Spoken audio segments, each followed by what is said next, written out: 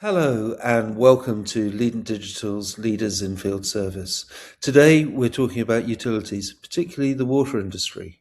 I'm Alastair Clifford-Jones, the CEO of Leading, and I'm delighted to welcome Piers Clark. Piers, to many of you in the water industry, will be well known as a veteran. He's worked on both sides of the fence. One as a supplier and two for a water company itself. And as we talk about different challenges in the water industry, it's fascinating to hear his views, particularly about the environmental challenges and what we should do about them. And we actually get into a little bit about the regulatory compliance issues that are very well documented today. So without further ado, let's welcome Piers. Just before we go into a little bit about our utility, I'd be really interested to know a bit about your past and how you ended up being where you are now. Well, brilliant to connect with you, Alastair. Thank you for the invite. And my background, the line I like to take, and we've all got little stories we tell them. You've got the sort of 30-second version, you've got the 3-minute version, you've got the 3-hour version. I assume you're after the 3-hour version? Is that what we're after here? Perfect. Yes. No, I think everyone will be, I'm hoping your life is that fascinating. Well, the headline is that I'm a scientist by my first degree, and I then did an engineering PhD, which basically means I can talk to both scientists and engineers, but not at a particularly good level, because for engineers, I don't have the base degree, engineering degree. I'm a scientist actually by heart. And then I spent 35 years in the water sector working in a variety of businesses that are both in the supply chain, consultancies in particular, so Atkins and Mouchel. And then I worked in utilities. So I was with Thames Water. I was the asset director and then the commercial director at Thames Water. I had a very brief period where I was an investor. I joined Blackstone for their water fund and discovered within months that this was not the job for me. It was one of those horrific moments where you're 45 and you think you've taken on this big, exciting role, and you realize this is definitely not playing to my core strengths. So I had a sort of wake-up moment in my life at 45 where I then stepped back, came out of Blackstone and committed fully to running a business that my wife and I had started in 2010 called Isle, which was a very small sort of bespoke boutique consultancy business working with lots of water utilities around the world. And then it was at that age that I suddenly discovered, this is what I was born to do. This is what excites me. This is the job that when you get to a Friday night, you're thinking, damn it, there's a weekend. It's going to be 2 days before we get back to doing this stuff. And it's just glorious to be in a role like that. I hope that there are still moments to come in my career where I'll be in a role where the weekend is the low point of the week, not the high point. And then Isle, I'm still a shareholder of Isle. I still work with Isle, but I'm no longer a director. And I've exited the business. We had new shareholders come in. So what are you up to? I mean, having exited the business and you're still working for Isle, what are you up to?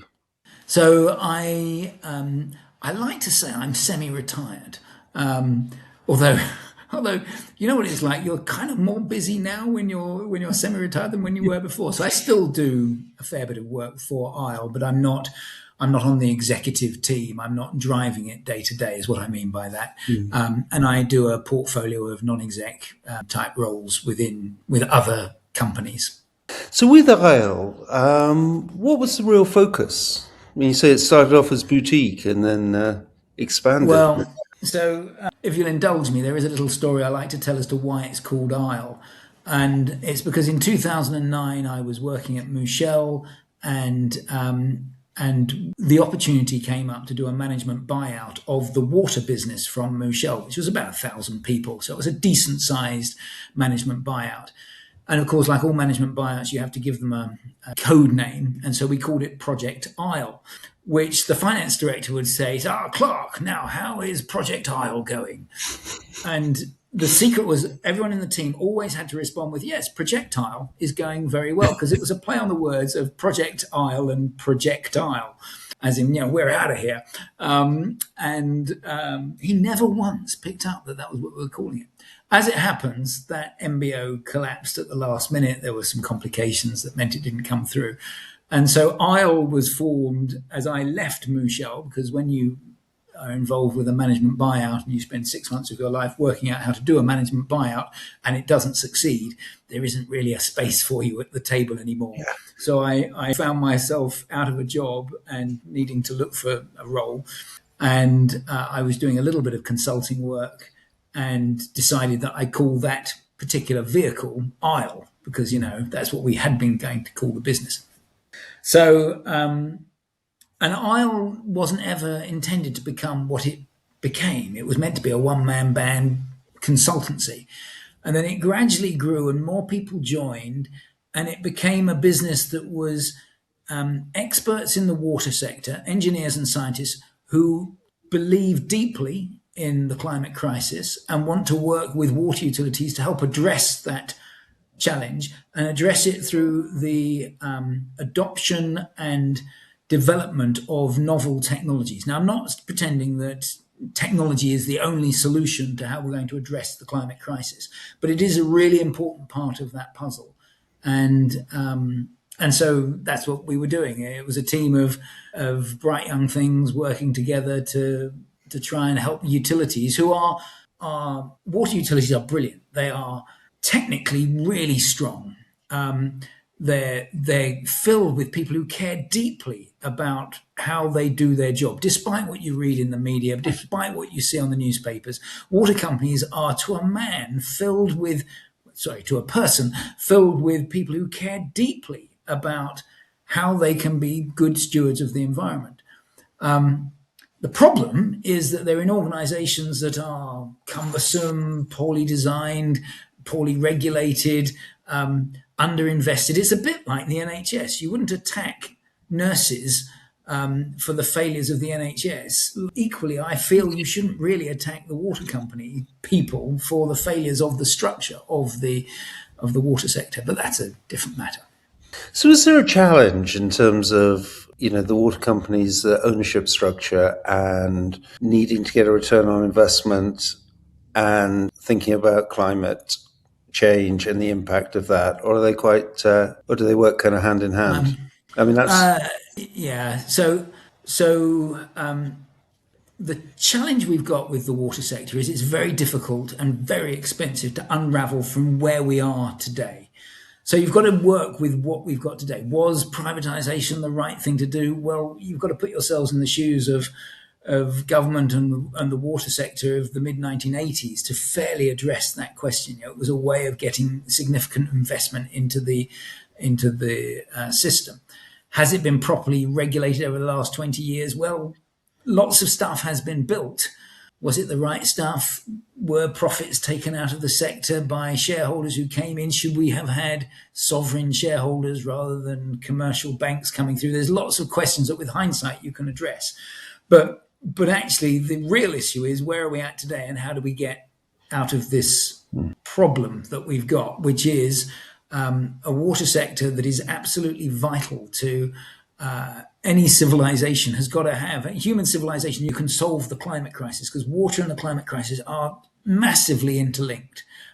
And that's where there's such a challenge for regulators and politicians and executives of water utilities today. So what's the solution, Piers?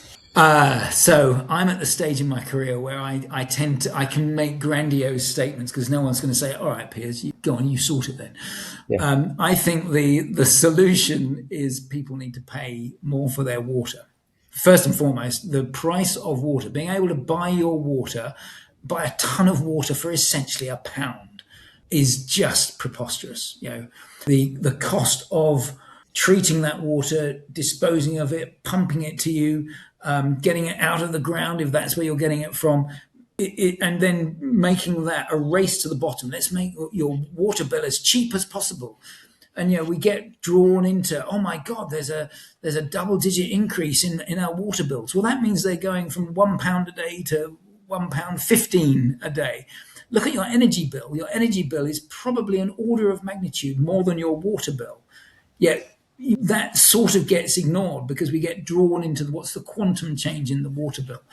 And there's been lots of work that's shown that the proper price, the proper environmental price for water, and I'm not suggesting we charge more for water and therefore create more profits to the water companies. Absolutely not. I don't think that profits should be made from the water sector. I think water should be something that is, water and sanitation services are something that should be provided as a right to people. It's not something that you should profiteer from. In the same way, I don't personally believe education or health should be something that people can profiteer from. It goes into the same bracket of having venture capital firms owning care homes. It just doesn't feel right. It's not the sort of thing that's where profit should be being made.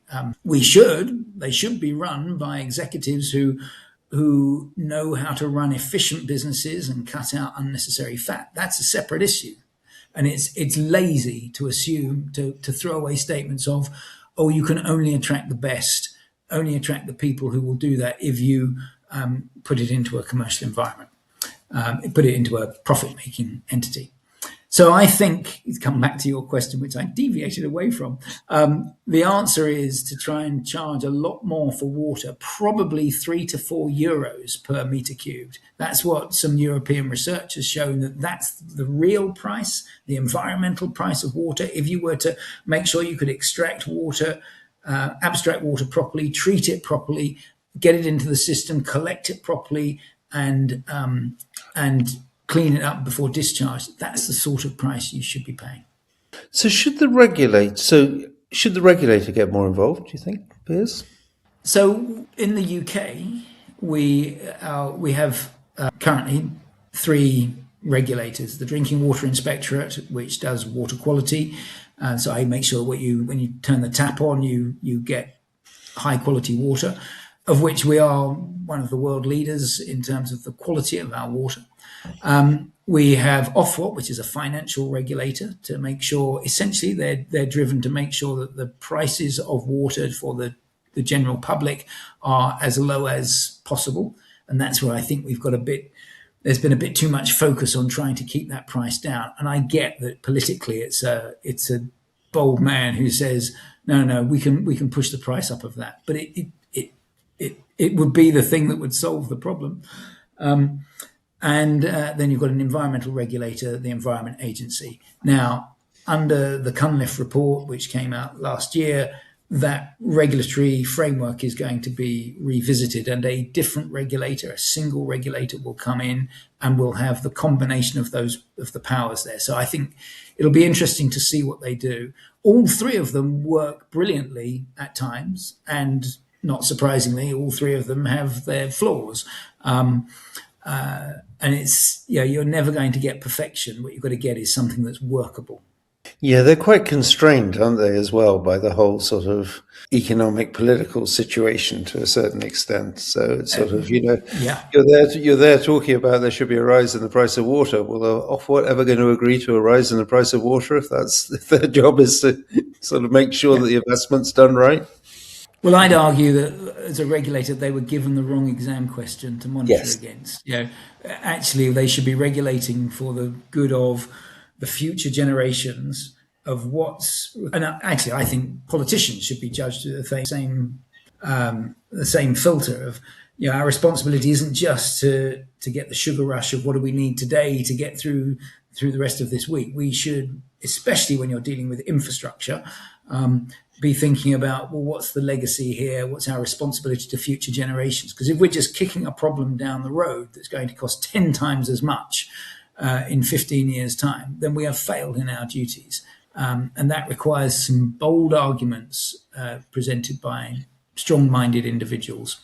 It is, as you say, very similar to the NHS and very similar to education and all the things. It's about how do we prioritise it? And most of that is about longer term rather than short term. Yet we measure our politicians on short term results. So will we ever succeed? Yeah, it does seem amazing. I'm not sure when this will go out, but at the time that we're recording, Keir Starmer is still in power. And yet And I think most people recognise that he has negotiated probably the best position we could have hoped for with regards to the war, which is the Iranian war. And yet he's being hounded over something that is really quite trivial, that may well end his political career, over a member of his cabinet who was involved with a paedophile that was overseas. The paedophile's dead, and the thing that we're all ignoring are the victims. And yet Yes. the media is now chasing down a prime minister, a head of state of a G6 country is being hunted down through the media because of you couldn't make this shit up. You really couldn't. And it's a complete obsession. I mean, it's, you just, even now, I mean, the war in Ukraine we've forgotten about. That's kind of irrelevant. I mean, they're just, they can just carry on and fight. I mean, the war in Ukraine is very similar to Sudan, which we never really cared about anyway, because we didn't really see what was happening. And then we were having a bit of a war in Iran, but that's been replaced by the Starmer's future. I mean, it is extraordinary, really. But it's fascinating times we live in, I think. And without trying to get too political, I think a lot of people felt that the decision for Mandelson, when he took it at the time, ignore the paedophile bit, was sort of slightly inspired because it was someone that could deal with Trump. And it was we've forgotten about that. Well, absolutely. We just forget that through the balance of all the information they had, was this the best decision? Well, hindsight's a wonderful thing, isn't it? Yeah. So anyway, back to water. You've been a consultant for some time, both sides of the fence. Have there ever been any unusual requests that you've had from clients, or anything that you've sort of had to deal with that you thought, that's that's a bit off piste? Well, I do have one actually, and it's with a UK water company that wanted us to find a solution to a treatment process. So wastewater treatment plants make discharges, and you need to protect the shellfish in the water that you discharge out to. And we came up with a proposal for bringing the shellfish inside the wastewater treatment plant so that they lived off the solids that would otherwise be discharged into the stream and therefore be a problem. We turned them into the process. And to this day, it's still one of my proudest moments that we managed to pitch this idea and have it accepted. And the irony was that we pitched it on April the 1st. It wasn't meant as an April Fool's joke, but it was flagged as to, is this an April Fool's joke? You're suggesting that we protect shellfish by making the shellfish come inside the fence and become part of our treatment process. And therefore, we are then compliant with the discharges we will make to the shellfish that would be outside the fence, where they wouldn't live because there then wasn't anything for the shellfish to live off, because shellfish only go there because there's organic matter in the water for them to eat. It was an astonishing moment that I'm still quite proud of, that narrative. That is extraordinary to me, actually. You're sort of solving the problem by creating the problem, but just on different side of a fence. Different side of the fence. It was 20 years ago, but it's still one of my favourite water company stories. And that's fascinating. So in terms of stories like that, one thing I'd just like to sort of leave with, or just have a kind of closing remarks, really, in terms of, I'm fascinated by the whole idea of the environment and the water, the links to water and the environment and all of that. Do you think there's a whole business case that works around that? So we're talking about, you were talking about increasing price of water, etc. But is there a sort of a link between, if we look after the environment, we'll actually save money? I think it goes even further than that. I think we've currently got a bit of just to go back to the politics and the global situation, we've got a rise of populism that has people moving towards climate denial again, which I find incredible, because actually the argument we should be putting forward is that the nation that works out how it can best implement the technologies that will solve the climate crisis is the one that's going to lead. And let's be honest, solving the climate crisis is easily within our grasp. We know how to sequester carbon. We know how to do energy efficiency. We know how to find non-fossil fuel type sources. And actually the opportunity is to make in the capitalists, and I would regard myself as a capitalist, who want to see a world where we've got to have perpetual growth. The place where the growth is going to happen is from those entities that embrace the climate crisis, recognize what is there, and put in place solutions that will address it. That's how we will, human greed will enable us to run forward, because we'll be running forward in greed to solve this problem, because it will become monetized. Now, I know I'm answering a slightly different question, but I do think the solution to the environment crisis is making sure that you can monetize how to save the planet. And that's going to come down to carbon credits and recognizing that biodiversity is beneficial. And it's as simple things as to why spread lots of pesticides on your fields if you can make your hedgerows, rather than grubbing out hedges, you put in hedges and you have them nice and thick, and then there's more animals living in those hedgerows, and there's more natural predators for some of the insects that would have caused the disease. And so you get into this positive cycle of how the environment should be operated, of which there are thousands of papers that have been written that support it. So this argument of, can we show that there's economic benefit from doing the right thing? I'd go further in saying I think that is going to be the differentiator for corporations and countries. Will be the first ones that get onto it and show that they can make this work, will be energy independent, and they will be financially successful. You can see China's leading the way with the solar stuff at the moment. There's lots of examples. I mean, it is interesting, isn't it? Because if I think of my own house, I'm kind of like, we are a net zero house in a sense. So, what we're not off grid, but we're financially net zero. So, what we produce in the summer we get paid for that, and we then spend that in the winter. And it's just great. It's just great to be in that position. I keep hearing about oil prices going up. I've got an electric car. It's sort of like almost like I'm insulated from it. And it's, I guess that's the same. Thinking about an economy, you should be insulated from it, and then you don't have these threats, and you can grow. And you can make all sorts of other choices. And we're a bit the same. You've clearly got more solar panels than we've got. We've got 7 solar panels on our property. My wife thinks I'm slightly mad, and every Saturday morning I clock how much our solar panels are producing, how much our energy has been. And in the summer, we just about create more. There's about 4 weeks in the summer when we create more energy than we use. And in the winter, of course, solar panels are producing about 1/10 of what they do in the height of the summer. Yeah. So it goes the other way. And obviously our domestic use goes up in winter because of heating. But it becomes part of your psyche, and it becomes part of the competition you have with yourself around, can we save this? Can we do that? Yes. What do you mean you're putting the washing machine on and it's not going on until 2 a.m? It's almost like you live in this house. It's like you're here, Alastair.